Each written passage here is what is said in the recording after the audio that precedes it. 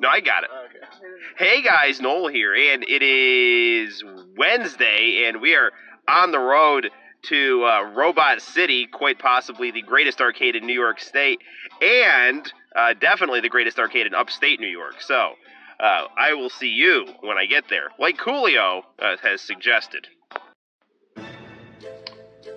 So here we are at Robot City, and we're actually having to do some voiceover work here because the volume in the arcade at Robot City and the volume of the music playing in the used game section at Robot City was very loud and was causing a lot of audio distortion.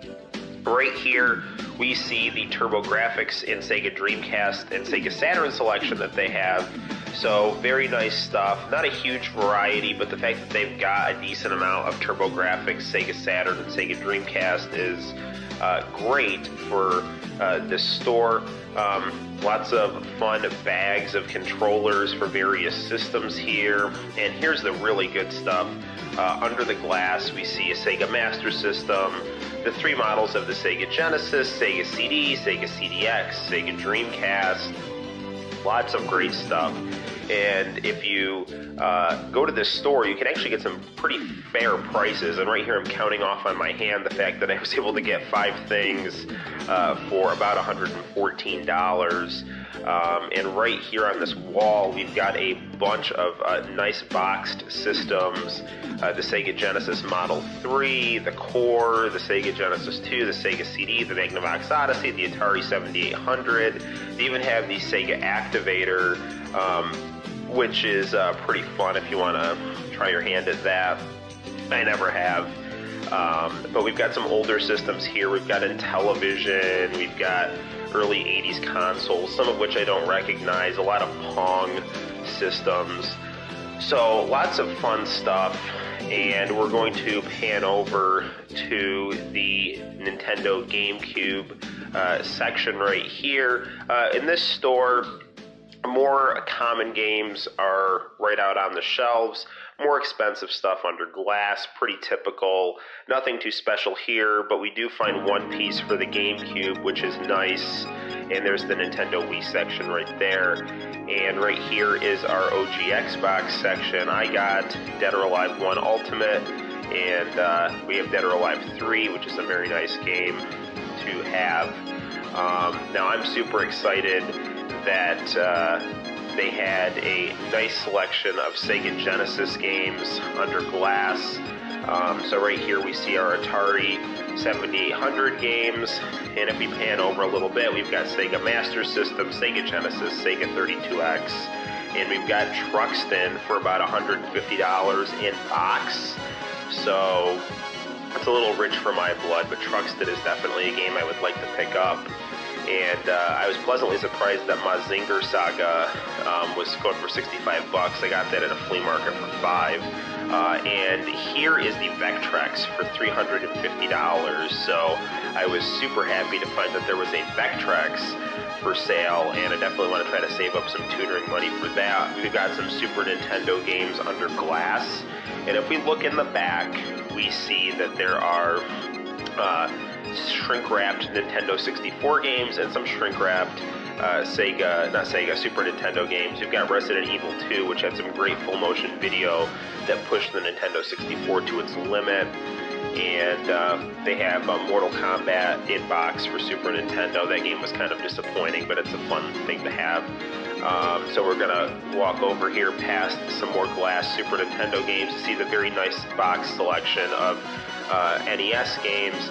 And they have Dragon Warrior or Dragon Quest 4, which I'm actually kind of looking for right now because I had seen it before, and now I found it, and that's under glass right there. That went for about $60. I was very happy to see that they had some R-Zone games. R-Zone is a very fun system, even though the games are that great for it, and some Tiger Gamecom games and Virtual Boy games.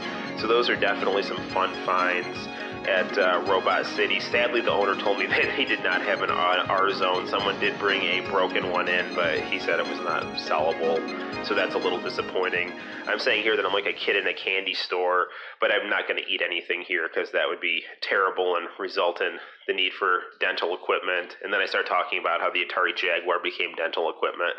Then now I'm comparing WCW versus NWO World Tour to WWF Warzone, and I'm basically saying how World Tour was much better than Warzone because objectively it was. So, good stuff. I'm super excited here that the Atari Lynx is also for sale. So I've got a cup full of tokens, so now it's time to go to the arcade. So we're going to walk out of the used game section and we're going to check out the arcade right after we see Fabio on Iron Sword for the original Nintendo. Really only one import game I found that I bought, that was DJ Boy for the Sega Mega Drive in box, so that was great. There's some Atari Jaguar games over there. Did not have an Atari Jaguar console in the store. They did have one that sold about a day or two before I got there. But they did have some other really nice games for things like the Philips CDI, although I did not see Thunder in Paradise, but I may have missed it. Didn't have a Turbo Duo, but those things do come in the store. Right now I'm playing Spider-Man for the Sega Genesis. I had heard good things about this game for a long time. This is my first time actually playing it, and this for only one token, you basically get some nice gameplay, and the owners were very nice and let you basically, for a $5 minimum, they will give you a $5 bill to throw in the machine. Oh look, a Kinney's truck. I used to work at Kinney's. So we choose Hawkeye right here, and Hawkeye, I really liked his look in the 80s and 90s with his mask, which reminded me a lot of Wolverine's. And I was always really disappointed that Hawkeye in the Avengers movies that are out now did not have his mask. And this is a very nice 2D beat-em-up. Big, beautiful sprites, and a lot of fun to play. As we progress in the game, there's actually some upward scrolling that I was not used to. Compared to the Data East Captain America in the Avengers game, Hawkeye's sprite is definitely a lot bigger and a lot more detailed. So now we get to see what's in this Kinney's truck. So who knows? Probably some villains, people at Kinney's headquarters, people who paid my paycheck back in the summer of 2016. What? Who is it? What? Oh, it's the Scorpion. But it's not Scorpion from Mortal Kombat, although they did have a Mortal Kombat arcade cabinet in this arcade. This arcade was very nice, and for the purposes of this video, I just ran to the immediate arcade cabinets that caught my eye the most. But there were some great games. So there's Venom right there. He just popped out of the back. There was NBA Jam, and there was Sinistar, and there was Mortal Kombat 1. And those were all games that, and there was the Simpsons arcade game, and those were all games that caught my eye that I just ran out of film to tape. So those games are there, and they're very nice. So we're going to select Spider-Man right now, and his web shooter has that nice attack. We're fighting Venom, who's got some very nice animation right here. And I have had my eye caught by Tekken Tag, and I wanted to show my viewers this game here. So I'm a big fan of Tekken Tag 2. So I saw Tekken Tag and I was like, ooh, shiny keys. So we've got Law and we've got Eddie Gordo, and Law's rocking his Bruce Lee Game of Death gear, and Eddie Gordo is my favorite character, so I'm going to tag him in right now. And the great thing about Tekken is the combination of really realistic looking fighting stances coupled with these very over-the-top moves that are kind of grounded in reality. So you don't quite have the Dragon Ball style of a Street Fighter or Marvel vs. Capcom or the real-life fighting of a Virtua Fighter. You have something in between with Tekken that is, very charming and fun to play, and beautifully crafted. So Eddie Gordo, if you've ever played as him, he uses capoeira. Now I don't study capoeira, obviously, but I've heard that Eddie's capoeira is kind of a bit over the top, but it is really fun to play. Lots of kind of rhythmic movements, back and forth, hitting 2 kick buttons at the same time, hitting 1 kick button, back, forward, will result in Eddie doing different kinds of handstands, doing different kinds of quarter turns, doing different kinds of side kicks on his hands. So lots of really great fun stuff to play. And we have gone on to the next fight here, and we're fighting Jun Kazama. Now the cool thing about Tekken Tag is that you get, I'm not saying this is better than other tag fighting games, I'm just saying this mechanic works well, is you get 1 life bar, so the first person who loses, it's the end of the fight. Like, you get 1 life bar. Not 1 life bar for the 2 characters, but if one of your character's life bar goes all the way down, you lose the fight. So, it's not the difficulty of having to share a life bar, but you do get the necessity of, I can't let one of my characters get knocked out or the fight's going to be lost. And that really incentivizes you in a good way to strategize and tag characters in and out. Whereas if you're playing a game like Marvel vs. Capcom or Dead or Alive, and I'm not saying that this is bad, it's just that if you have one character and you're like, oh, well, this character's going to lose, I'm just going to let them lose and then tag in the other person, there's an added sense of urgency when you play Tekken Tag, and it's interesting. I'm not saying it's better, I'm just saying it's interesting. So we're fighting Hwoarang right now, who uses Taekwondo, and this game came out as a launch title for the PlayStation 2, so very good example of the kinds of graphics that you would get in the early 2000s, really masterfully crafted with lots of shimmer and shadow, coupled with very bold colors, and really engaging character designs too, very pretty characters. So we've knocked out Jun Kazama, and we're on a bit of a roll here. So we're going to keep playing to get to Gon, Ryu, and Roger, and here's where things are going to start to go a little south. We've gotten a bit farther into the game, the difficulty's going up, and truth be told, I picked Law basically by mistake, so I'm not as skilled with him as I am with a character like Eddie or Angel or Kazuya or Jun. So it is what it is. So I'm pretty much using Eddie and then using Law's basic moves as best I can while I try to feel out more of his specific techniques. So Roger has defeated me. Roger, yet another in a prestigious line of fighting kangaroos in Japanese video games. I believe you can find Rue in Streets of Rage 3 as well. So there's Roger, and he's definitely doing well against Eddie and martial law. So, incidentally, I was just teaching my students about martial law in the lead up to the American Revolution. So there you go, right there. So here's Gon Ryu, and he is basically knocked us out, and that is going to be the end of Tekken Tag for the purposes of this review. Let's go over here and take a look at what Segata Sanshiro sells in his Sega Saturn commercials. The House of the Dead, which is a really great 32-bit zombie shooter. And right here we have Gorilla by SNK. And we see a very cool Neo Geo cabinet that comes loaded with Samurai Showdown 2, and Bubble Bobble, and Arrow Fighter 3, and I can't remember what the other game in there was, but that had 4 games in it. And right now we're going to check out X-Men vs. Street Fighter, which incidentally was one of the first games we ever reviewed on the channel. In fact, I think it was the first game we reviewed on the channel. So if you want to look up that really old review, go check it out. And this arcade cabinet, the joystick was a little loose. I was having a hard time executing special moves. It's not an excuse per se, but I did notice that that joystick was a bit unresponsive. It moved very fluidly, but it felt like stuff wasn't registering properly. Or it could have just been me. I don't know. But we're picking Sabretooth and Cammy to fight against Rogue and Chun-Li.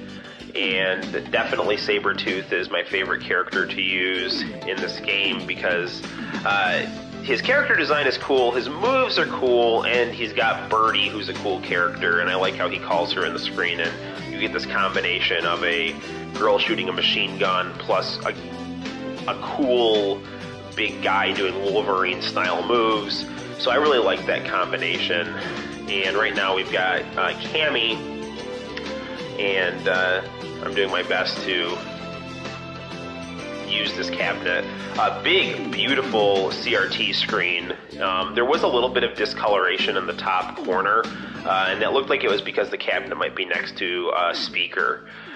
Or there might have just been some kind of burn-in or something with the monitor, but really nice monitor. It looked like it was about 32 to 27 inches, so awesome, awesome stuff. And the cabinet was illuminated beautifully on top, so we're blocking Rogue's attacks as best we can, and I was able to get my Berserker Claw on Rogue right there, so we're hanging in there, but I'm having some trouble figuring out how to call Birdie. I'm much more used to playing this with a Sega Saturn controller than in the arcade cabinet. Kudos to the Sega Saturn. As best as I could tell, the visuals between this and the Sega Saturn were indistinguishable, at least by my eye. Maybe if I looked at them side to side, there'd be a little bit of difference, but who knows. But super fun game to play, and I was very happy that they had X-Men vs. Street Fighter here. I love these games. I love the artwork. I love the music. I love the fast-paced fighting. I love the character designs. I love the backgrounds. Very evocative and engaging gameplay. Really get your emotions into it, and it's just very fun to play. Due to the aesthetic beauty and good controls and awesome presentation. So I'm going to do my best to try to beat Chun-Li here before the time runs out. Who knows if we can actually do that? And are we going to do it? Are we going to do it? No, we're not going to do it. But it is what it is. So we're going to actually go over to yet another Capcom title, Marvel vs. Capcom 2. The best elevator music and 2D fighting you can find. So this is another beautiful cabinet. I was a little bit dismayed by the fact that the controls on this were different than what I was used to using on the Sega Dreamcast. For this cabinet, it had two tag buttons, and then rather than having a jab, a medium, and a fierce punch, you only had 4 attack buttons rather than 6. So I was a little confused by that, and it definitely affected my gameplay. We're going to choose Sabretooth, Venom, and Magneto here to get a balance of cool Marvel villain characters.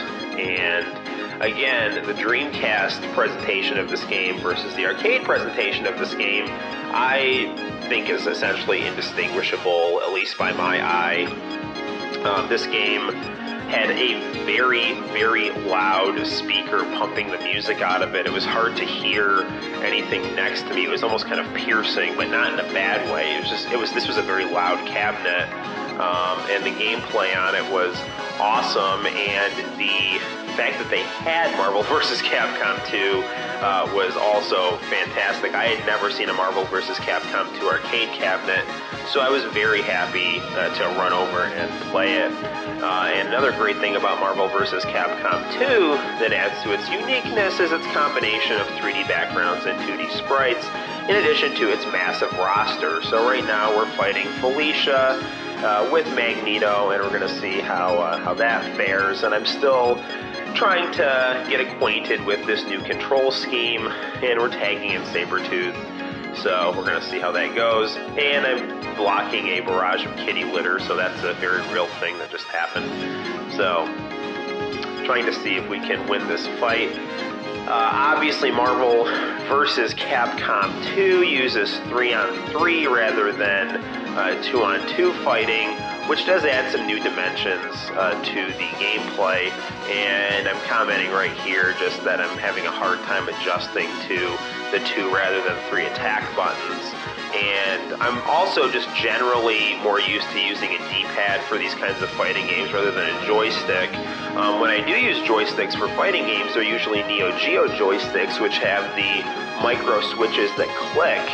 So you get a much more, I would say, fluid gameplay experience.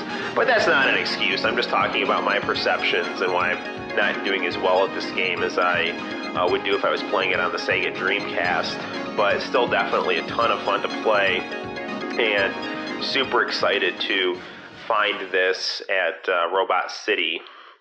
So I have been felled by Captain America, and so now we're going to see what Sabretooth can do here. And we missed our Berserker Claw right there, and we're just doing some basic attacks to try to create an opening for us to do something a little more substantial against Captain America.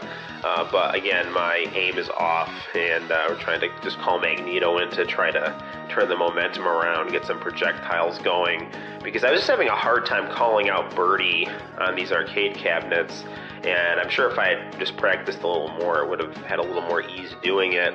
But still, very fun to play, and I'm trying to see if I can try to win this fight here with Magneto with this shockwave, and Captain America hanging tough, but our time is starting to run out, so we'll see if we can survive.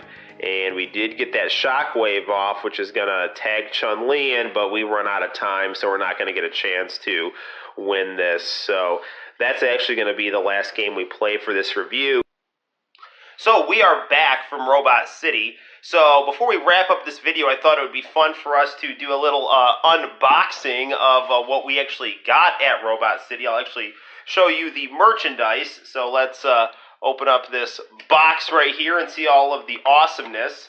So first off, we've got Dead or Alive Ultimate for the original Xbox, so we can play that on our Mountain Dew friend. I believe this is a really good version of the Sega Saturn Dead or Alive, so I'm super excited to play this on the original Xbox. We also have DJ Boy for the Sega Mega Drive. This is actually my first Mega Drive game. I've got a lot of Genesis games, but I actually don't have any Japanese Mega Drive games, so I was super excited to find this. I know this is a good game. I've seen reviews for it, so I'm super excited to try this for myself. Love the Japanese box art on the Sega Mega Drive, so I'm super excited to have this for the collection. I love Mega Drive boxes. Super cool. And then finally, the big boy here, the Sega 32X. So I'll definitely fire up some Absolutely Rose Street and play some 32X. And for the 32X, we have Mortal Kombat 2 and Virtua Fighter. So we're going to have some fun reviewing those. And once again, I highly recommend you check out Robot City. No sponsorship for this video at all. Seriously, I'm just super happy. For under 120 bucks, I got all of this, and it's good stuff. So be on the lookout for some cool reviews for this stuff. And until next time, guys, my name's Noel. You take care. I'll see you later. Bye-bye.